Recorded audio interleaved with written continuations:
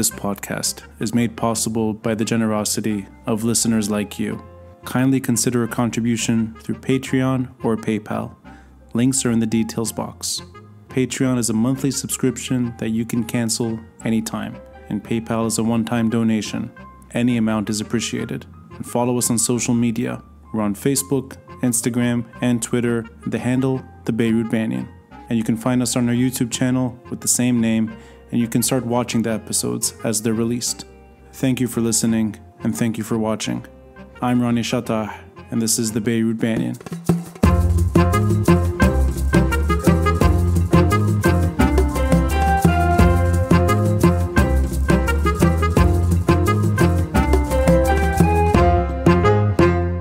Kim, first of all, thank you for making time to do this in the middle of this global pandemic. I'm going to say thank you a few times here because we've been trying to do this for, I think, a few months now. The first time we were meant to meet in person in New York, and then suddenly COVID-19 changed all those plans. I was still trying to make it to New York, but it didn't work out in the end. That's true. And I was in DC. You were playing hard to get with me a bit, but that's okay. I like the game. I had a good excuse, a pandemic. Actually, you're right. If any excuse, that's the excuse. And I believed you because I was also, and I've been in New York since. So I've been doing all these episodes through Skype. And for better or worse, we're doing it on Skype, and that speaks to the moment. I kind of followed your journey from the States back to Beirut. I know that you were kind of waiting in London for a bit and then eventually made your way back. I think this whole moment is very strange, but I'm glad that we're able to still talk about a very important issue that may be on the back seat right now, only because COVID-19 is taking all the headlines. But this sort of large struggle that your book delves into is still front and center to any story, particularly when it comes to the Middle East. I'm just going to talk about the last section of the book first, and then kind of go back in time. And I want to emphasize, first of all, for anyone who's watching and listening, it's Black Wave, Saudi Arabia, Iran, and the 40-year rivalry that unraveled culture, religion, and collective memory in the Middle East. Positivity and collective memory. The book kind of wraps up on a positive note. And you describe despite all the despair that's happened the last 4 decades, there are moments of hope in Egypt. There are signs of hope in Lebanon that we've both witnessed. Going to Iran as well, the region has there is light at the end of the tunnel. And I'm glad you emphasized that point at the end. And then collective memory. I want to start with Lebanon, in particular the last 7 months, where you are right now in Beirut. These protests are not going away. There's a determination on the streets to make sure there's political change down the road, or some sense of economic justice and reform. And it seems to be that is a demand that's not going away. Even when people go home because of COVID-19, they're still going back to the streets and risking their lives, demanding change. I sense maybe the critical part is that there is a collective memory component to the story, that Lebanese are trying to recapture something they lost. And these are the youth who may not even know what they've heard stories. They know that the country was not always like this. All generations are taking part, but the youth is front and center. And I think they're trying to maybe reclaim their history and move things forward. And I just want to get your sort of immediate reaction to the last few days in particular, since you are in Beirut. Do you think that the protests have this kind of, beyond the political and economic reform demands, that they're trying to reclaim something, that we were not always like this. Lebanon does not deserve to stay like this. We know what the country could be like, and we want to maybe make our grandparents, our earlier generations proud of us, that we got things right this time. Does any of that resonate with you? Absolutely. In fact, I think it's more than that. I think not just that we're trying to reclaim our past, because, the past is never perfect. Whether it's in Lebanon or whether it's the nostalgia in the United States for the 50s, people yearn for a past because the past loses some of its wrinkles, and you can remember the bits you liked and forget the bits that didn't quite work. Yes. And there was a lot that did not work in Lebanon before the civil war. Disenfranchised communities, rural areas that were neglected. You know, the issue of the haves and the have-nots was there too, particularly for the Shia community at the time, but rural areas everywhere. And there was a big gap between social classes, etc. So, yes. And sectarianism was there in the system already, but then it erupted into the violence of the Civil War. And the Civil War was not just about religious groups fighting each other. We all know that all sorts of players were involved. The Syrian army, the Palestinian factions, the Israelis. Yes. There was a lot going on, but it exacerbated sectarian divisions. And it's also important to remember that it wasn't a Muslim versus Christian war solely. It was Christian against Christian. It was Muslim against Muslim. It was everything. Yes. The reason why I say all that is because I think it's important to recognize that the past was not perfect, but that it worked better than what we have today. And that what I think the youth is trying to do is not just reclaim that past, but forge an even better future. Yes. Because what has really struck me in these protests is the unity between the regions. The kind of unity you did not have before 1975. Yeah. I mean, I think people visited each other's towns. I mean, but how often did people in Nabatieh call out to the people of Tripoli? And that's, for those who don't know Lebanon, Nabatieh is in southern Lebanon, dominantly Shia. Tripoli is in northern Lebanon, dominantly Sunni. And what you have now is protesters in Nabatieh and in Tripoli calling out to each other, going to visit each other in solidarity. Right. You have people in Baalbek, famous town on the eastern side of Lebanon, in the Bekaa Valley, famous for its Roman temples, Roman ruins, famous for its international festival, music and performing arts festival, which pre-existed the Civil War, and was also at the time a sort of a jarring moment sometimes for the locals. You had the elites descending onto Baalbek, a somewhat poor city, to watch, Ella Fitzgerald or Nureyev, etc. And those disconnects between the haves and the have-nots and the region was very much present. And today in Baalbek, during the protests, you have people saying, calling out to Nabatieh, to Tripoli, to Beirut, and then also to other parts of the region. So I think that what the youth are trying to do is recapture the future.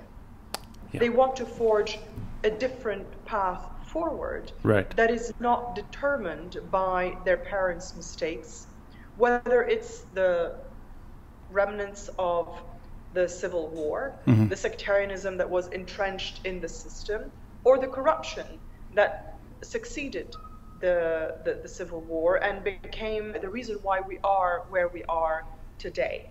I'm glad that you aside from the geography and of course Nabatieh and Tripoli, I mean, just a few years ago, you wouldn't imagine that kind of unity, at least when it came to common. Yeah, and I'm glad you mentioned these two examples. My own conversations with my grandmother from Tripoli.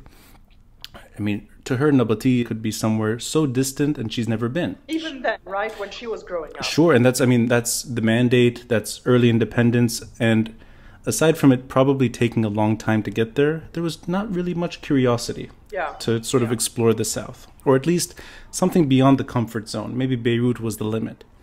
And in the background, always, and I know this kind of predates maybe the story of Black Wave and that struggle, but in the background, especially in the 40s and 50s, I always get the sense from that generation that things were moving fast. And in terms of modernity, that the Lebanese, or let's not forget Lebanese, the region was, and I think you pointed at it in terms of Baalbek, people were trying to catch up with what was happening. The trend was moving in a direction that was not necessarily a comfortable direction. And then, these are maybe superficial examples, but my grandmother, she's in her 80s now. pictures of her in Tripoli of the 1940s or 1950s. I mean, not only Tripoli looks like a distant, remote place that I don't know, but she looks like someone I wouldn't recognize. That kind of hip clothing, this sort of fashion.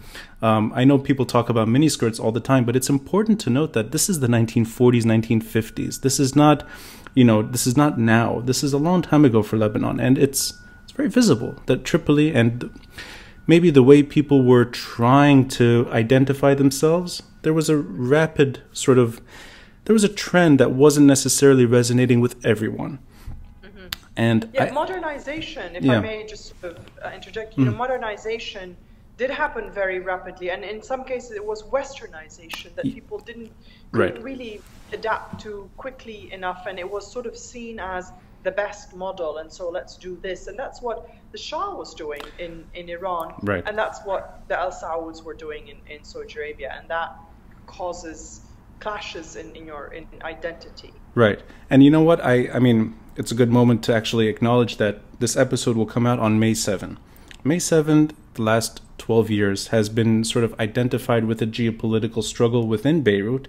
That's the May 7th events that happened on the streets of Hamra, primarily western part of the city.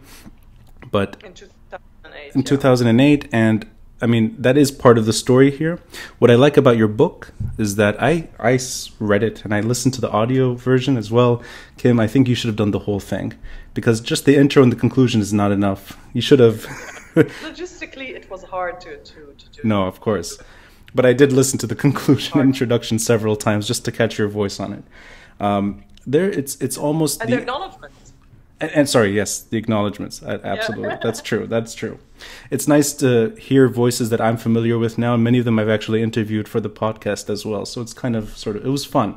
But it's the widest lens, and it's also a microscopic examination.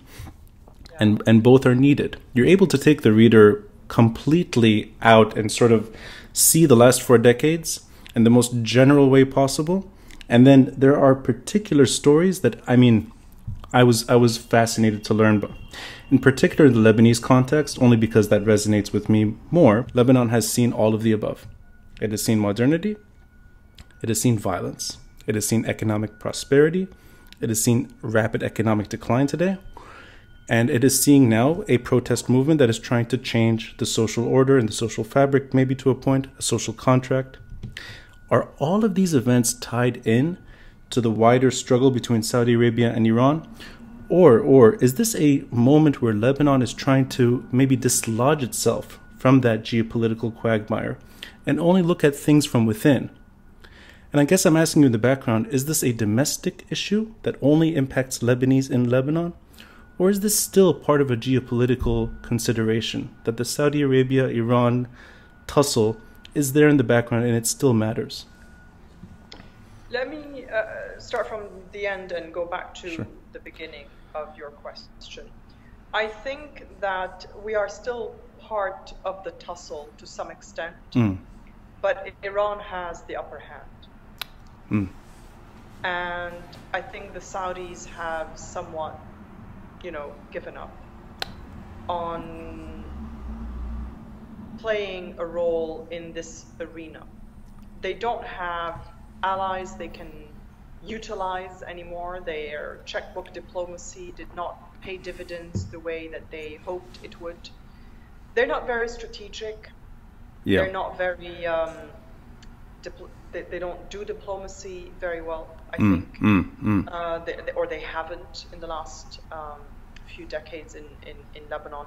They invested a lot in specific people. And then they get impatient when those people don't deliver. And when one of them gets killed, like Rafiq Hariri, there isn't really an obvious replacement. I mean, yes, then you hand over to the son.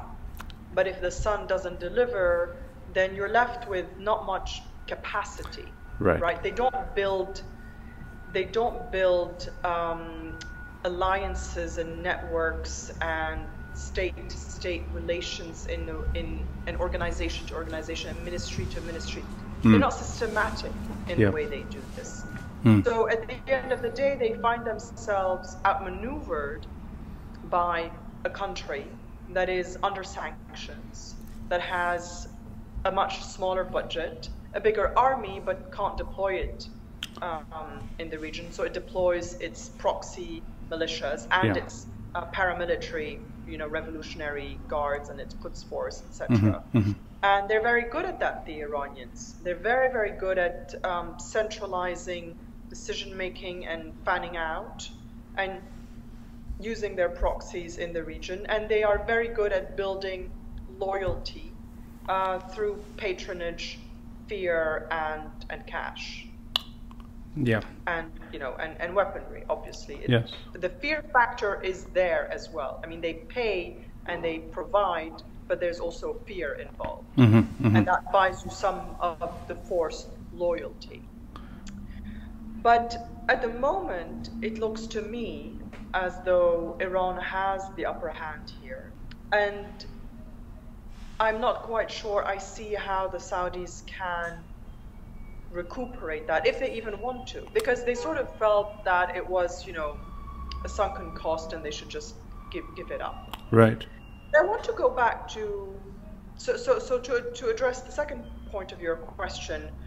What we're seeing in Lebanon with the protest movement is to some extent separate from the regional struggle, because it is about our national identity and our future, independently of those two, right? Independently of what Saudi Arabia and Iran have to offer.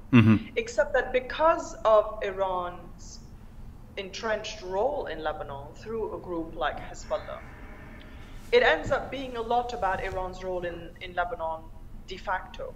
Right. It ends up being a lot about Hezbollah's involvement in the corruption and its veto power and its, rejection of reforms, etc., etc., and its presence in Lebanon as a deterrent to foreign investment and to, tourism, etc., etc. So it feeds into what people are protesting about.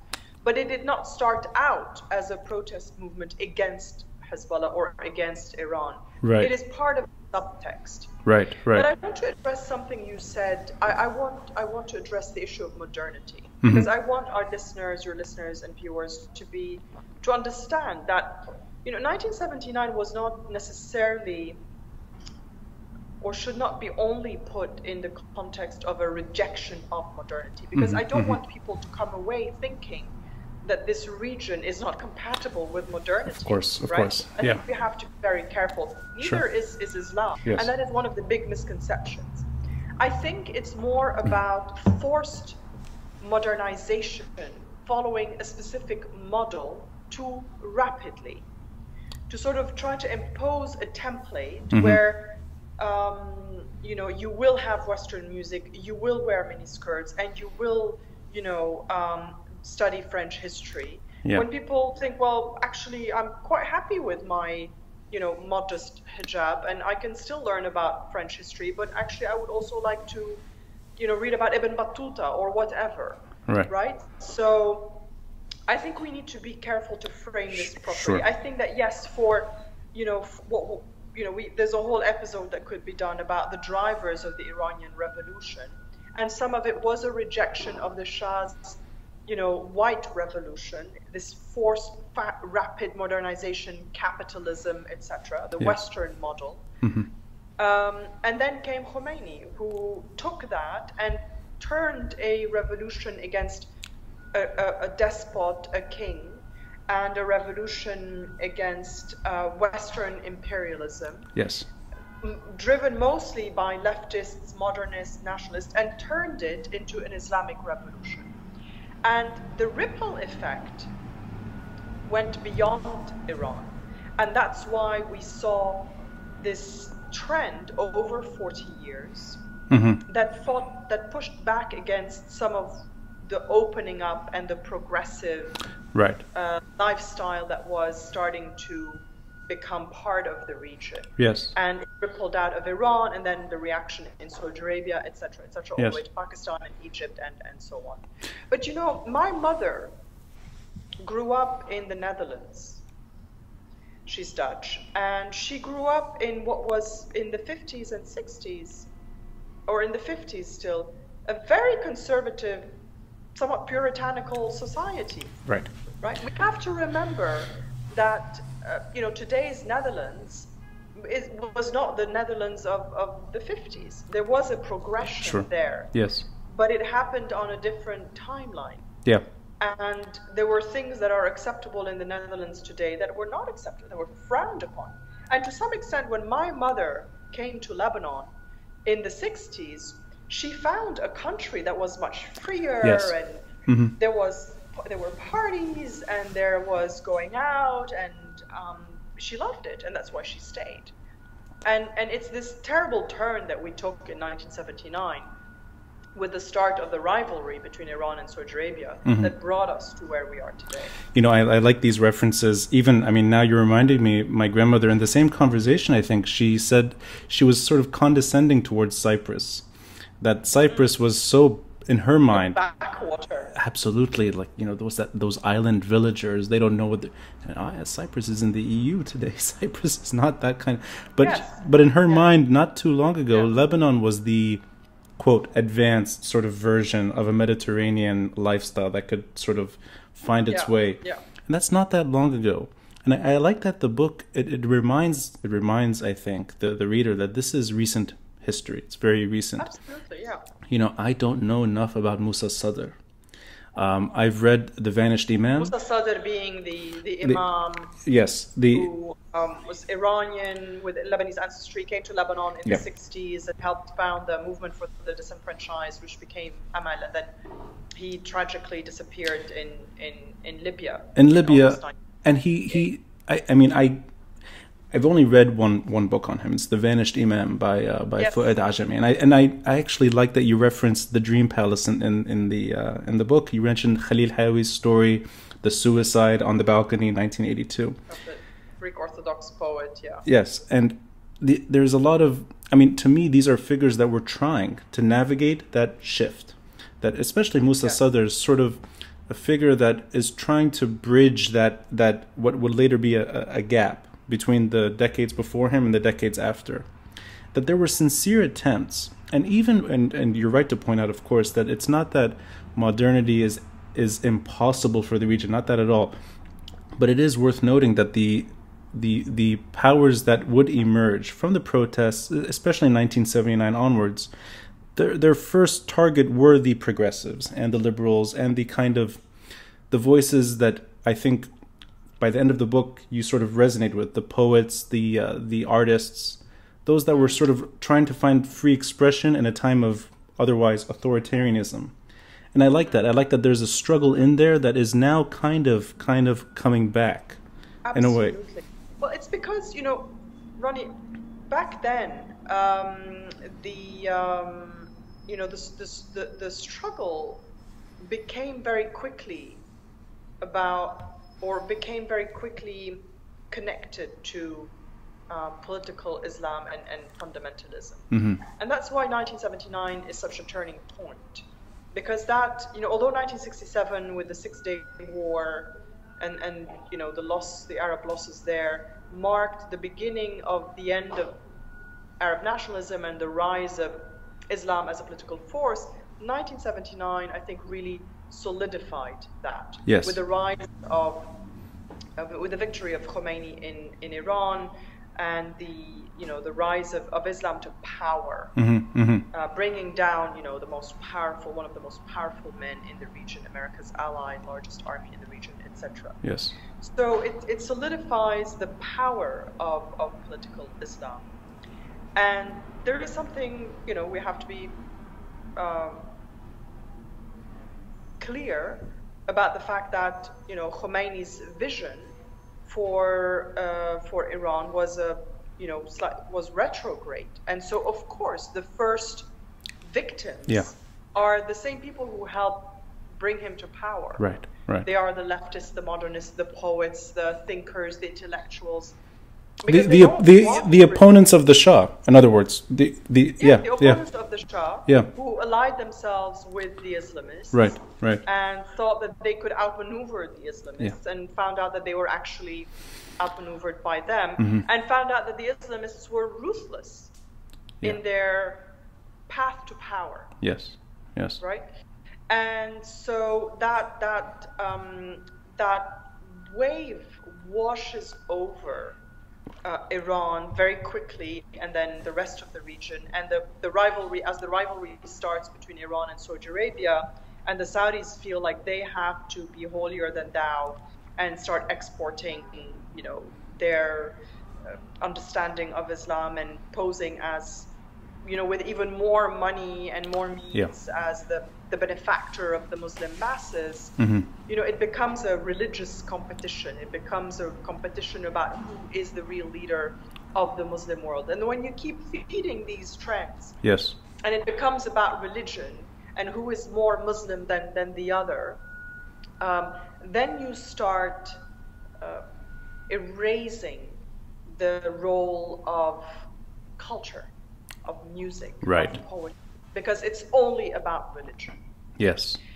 And what I want to make clear as well, and what I try to do really in the book, is to show that although this is what starts to dominate at the top, and this is what dominates in the headlines, underneath, people are still vibrant in their understanding of their culture, and they're fighting back, and they're defiant, and they have concerts, and they fight with the religious police when they come knocking on their door, and they defy the dictator who tells them that they should bail.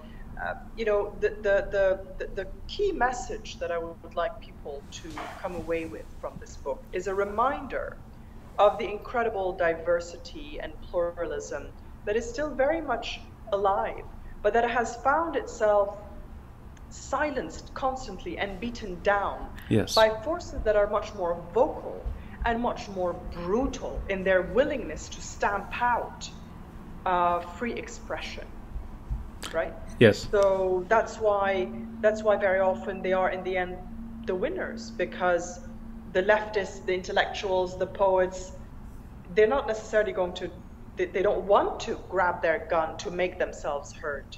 And that's the issue everywhere.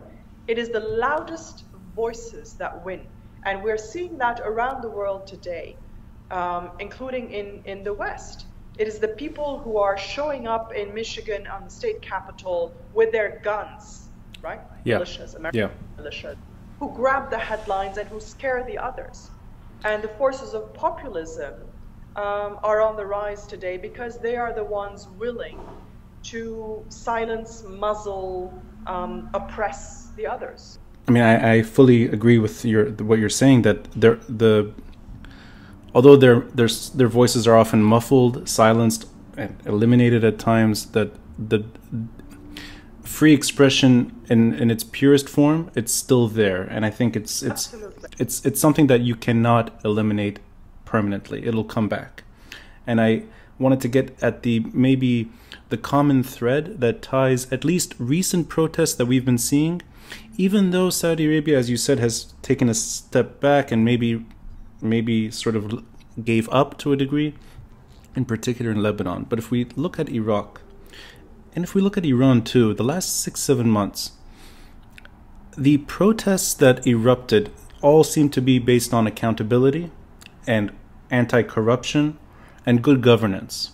And you said it right before, Hezbollah, if it fits into the narrative, at least in Lebanon, it's there tangentially. It's because it sort of became part of the system, and it in a way preserves that system. But the weapons were not the direct target, at least when it came to Lebanon. But the common thread of trying to establish states that respect their citizens. In your mind, is that the path, or is that perhaps the only way to kind of end this conflict and end the geopolitical consequences of this conflict?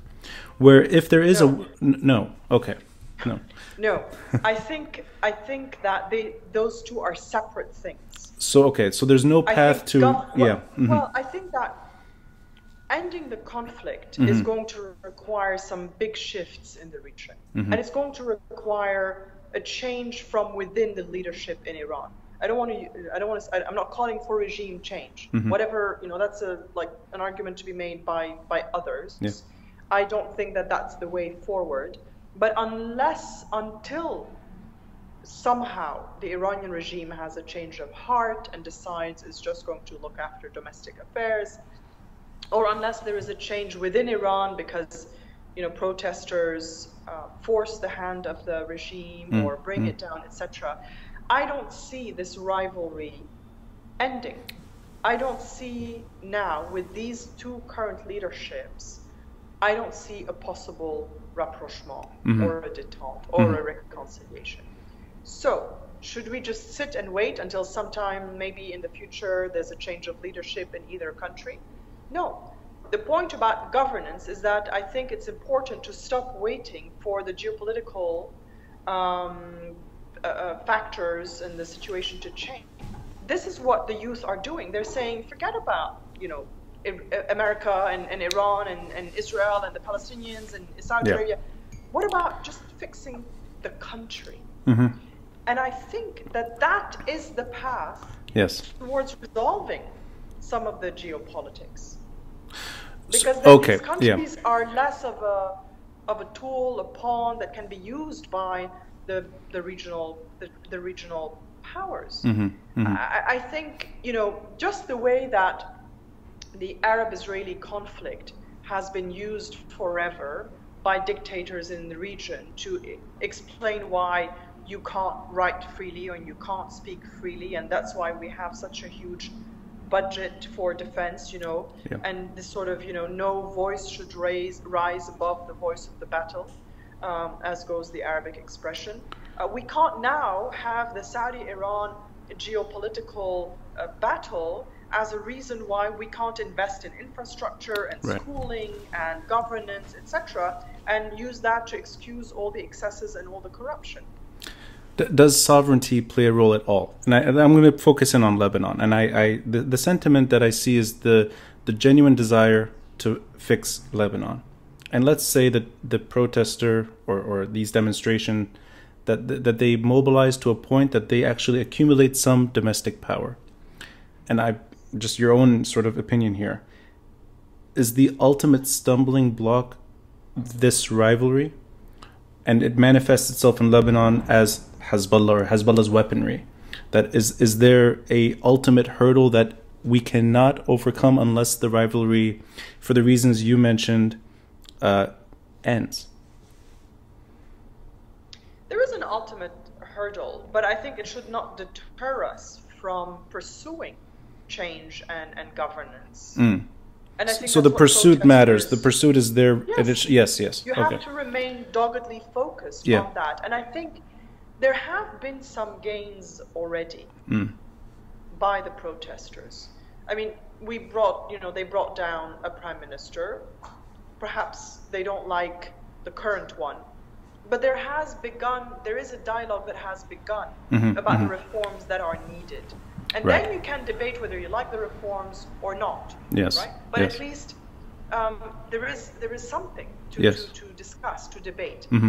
There has been a call for IMF assistance. Now you can discuss, is this the worst possible scenario for Lebanon? Or is this the beginning of a solution? But at least there is movement. And those pursuits... Is there an ultimate hurdle?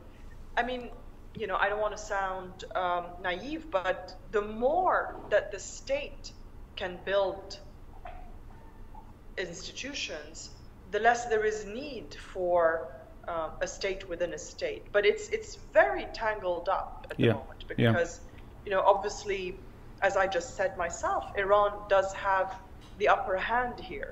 So are the reforms going to help, in fact, Hezbollah solidify its position in the country?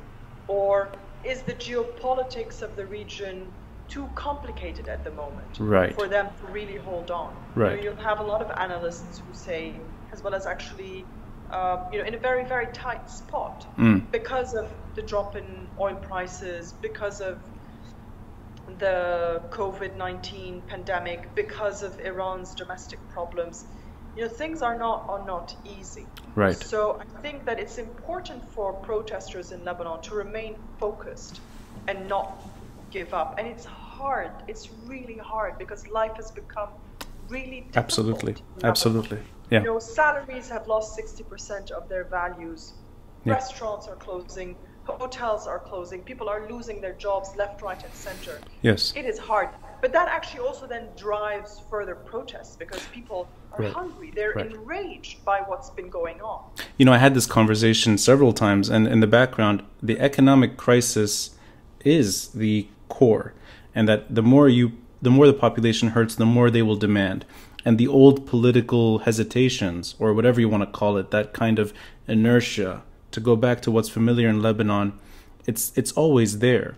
But the economic pain is the driving force. And in a way, it's of course, it's horrible that the situation is so bad today in Lebanon, but it's also very impressive that protesters are still pushing forward. And they both go hand in hand today. Yeah, and I have to say that it's also quite impressive that we've managed to flatten the curve here. Some of it is sheer luck, because if you look around the region, COVID-19 has not, had this this dramatic impact the way it's had in Italy or the UK or the US. Yes. But we have done quite a few things right as well. Right. And we've had time over the last 2 months to build capacity. Yeah. If there is a second wave. Yes. But it's incredible that in a country that is practically bankrupt, that is so indebted, where there is,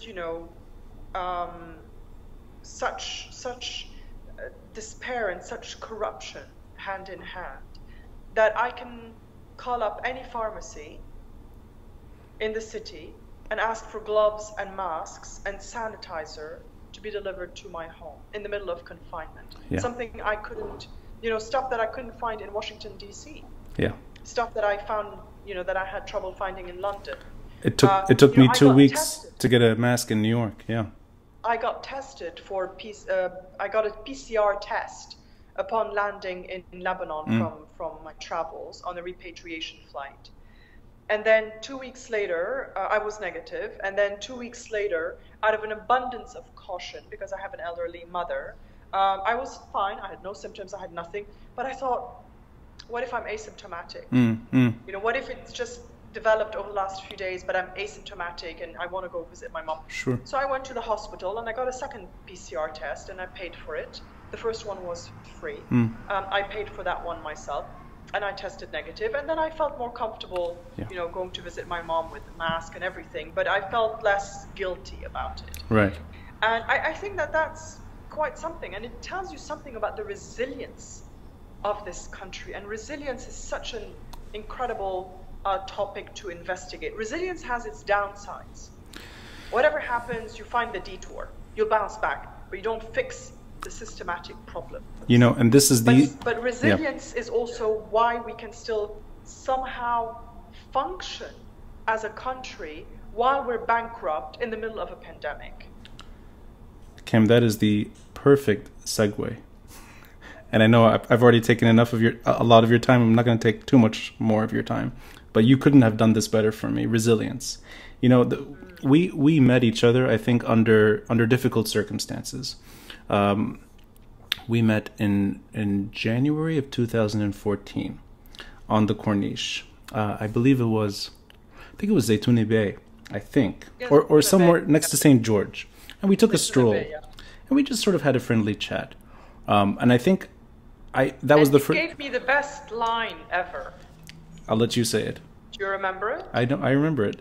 You're dancing into the abyss. Lebanon is dancing into the abyss, and look where we are now. Yeah, and that was 2014, and I remember hearing the broadcast later. I think it was BBC Radio, BBC World Service, if I'm not mistaken. And aside from wanting to hear my own voice, which I initially did not enjoy hearing myself on, but you get used to it over time. The storytelling craft, and in particular that kind of story of focusing in on one individual and one particular case study, if you will, and a push to make sure that things are fine.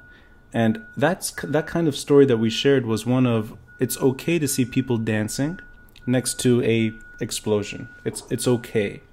But that shouldn't mean you adjust yourself to the abnormality, that you solve the problem as well. So, and that second step, I see that as what's happening today. That it took a long time, But there is an impatience today with the abnormality, because Lebanon has changed economically. Lebanon is definitely far less manageable today than it was 6 years ago, let alone earlier.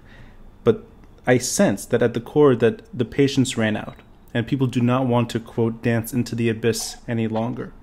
That to me is the light at the end of the tunnel. And I don't know if any of that resonates with you.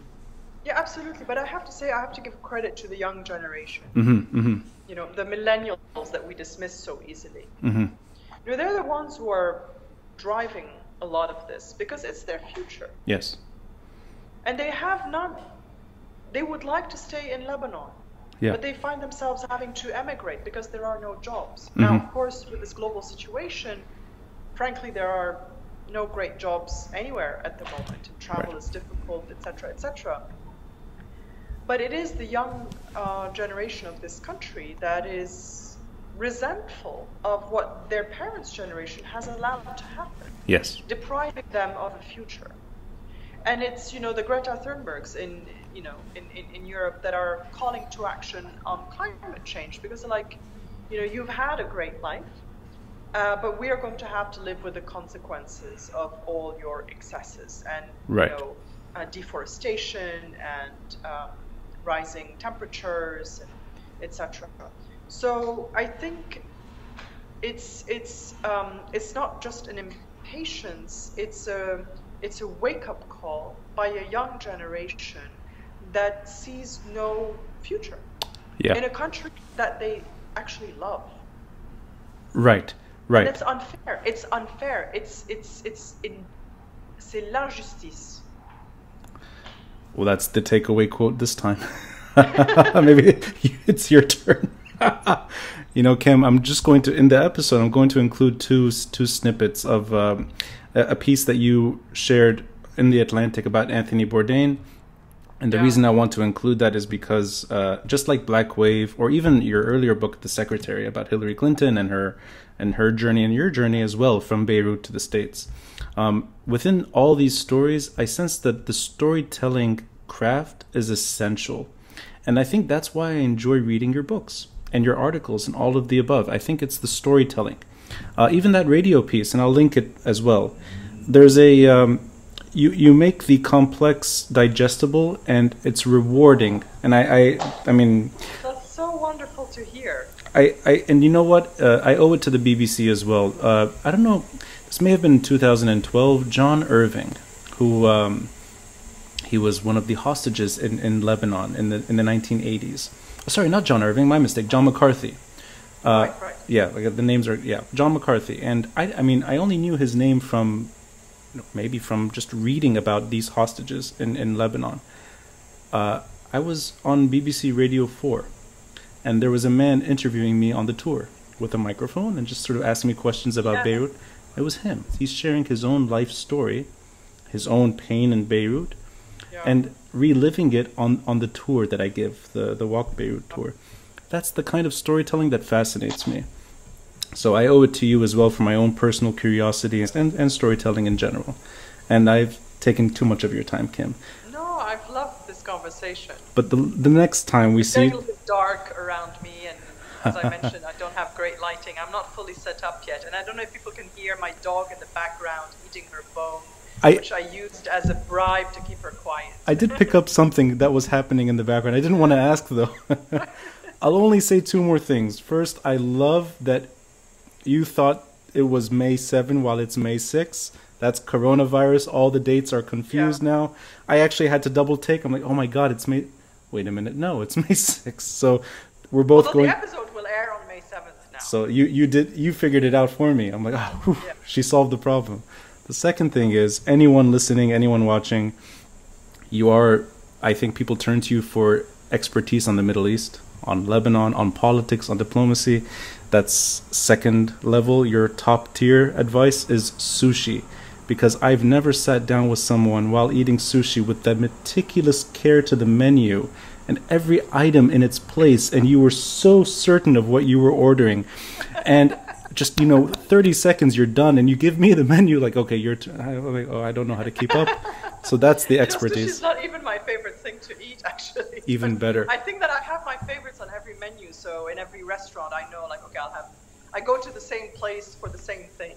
Well, I remember you shared with me that one of your passions was either, I think it was opening a restaurant or being in the food world, maybe having a food sort of. I think everybody's rethinking that in the pandemic world. When you look at the pain that this has inflicted on the restaurant and hotel industry. My favorite restaurant in New York, Prune, owned by Gabrielle Hamilton, she had a really, devastating piece in the New York Times about, her dream restaurant of 20 years. She's been there and had to shut it down and doesn't quite know how it will reopen or if it will reopen. The restaurant and the dining experience is going to completely transformed. That, unfortunately, seems to be the most immediate. So I think I'm going to stick to baking bread at home.